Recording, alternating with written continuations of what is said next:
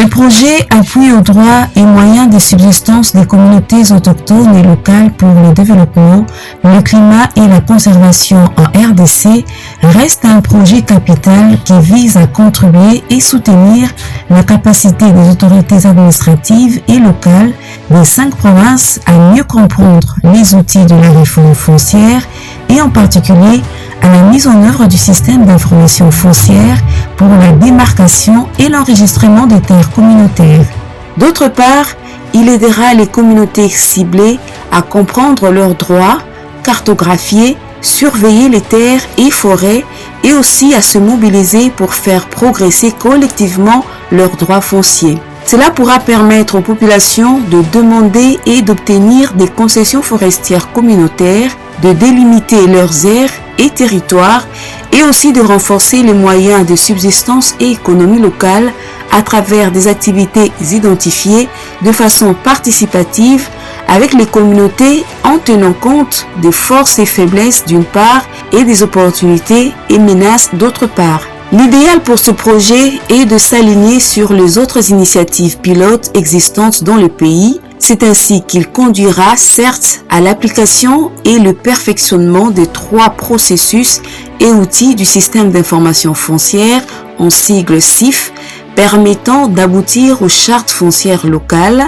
aux attestations d'occupation coutumière collective, individuelle, à la numérisation des cadastres et registres fonciers communautaires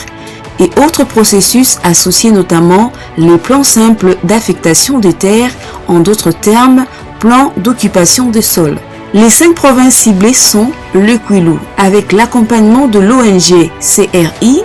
le Congo central avec l'accompagnement de l'ONG CTIDD, l'Équateur avec l'accompagnement de l'ONG CEFLED, la Chopo avec l'accompagnement de l'ONG ANAPAC et le Sud-Bangui avec l'accompagnement de l'ONG DGPA. Ainsi, pour faciliter une meilleure appropriation du projet et une synergie d'actions convergentes dans la vision de la réforme foncière, la Coalition Initiative pour les droits et ressources RRI en sigle, dans son accord avec l'ambassade de Suède en République démocratique du Congo et en partenariat avec le ministère des Affaires foncières à travers la Commission nationale de la réforme foncière CONAREF en sigle,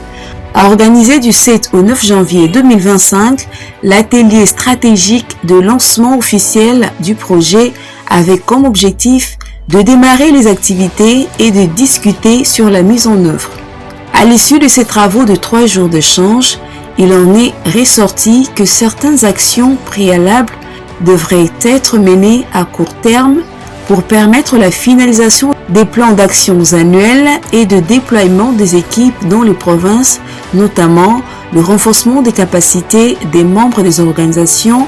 cibles telles que CEFLED, CRI, CTIDD, ANAPAC, DGPA, sur les outils et étapes de la mise en œuvre du CIF, l'amélioration de la planification des sessions et missions de travail avec la CONAREF au niveau national et provincial, la clarification de la nature de l'appui qui sera apporté par chaque partie prenante, CONAREF, secrétariat général, province, pour le succès du projet dans chaque province,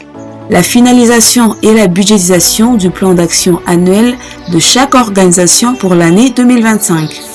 C'est ainsi que le 18 et 19 février 2025, il s'est tenu à Kinshasa un second atelier de renforcement des capacités des structures de mise en œuvre sur les outils du CIF et l'harmonisation des plans d'exécution des activités pour la première année 2025. Cette activité a eu lieu en présence des délégués des partenaires. Les partenaires ont également eu droit à une séance de mise à niveau et d'affinement des outils du CIF à cette phase d'expérimentation sur le terrain. L'équipe de la CONAREF et du secrétariat général aux affaires foncières a clarifié les enjeux de l'expérimentation et la conduite méthodologique à suivre. Un schéma opérationnel consensuel des déroulements du CIF a donc été développé et adopté. C'est ainsi que pendant la période allant de juin à octobre 2025, soit pendant 5 mois, toutes les 5 structures se sont déployées sur le terrain des 5 provinces avec l'appui méthodologique de la CONAREF et du Secrétariat général des affaires foncières.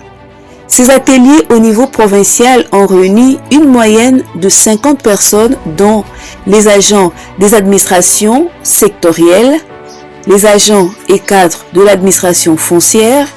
les autorités coutumières, organisations de la société civile, les partenaires techniques et financiers.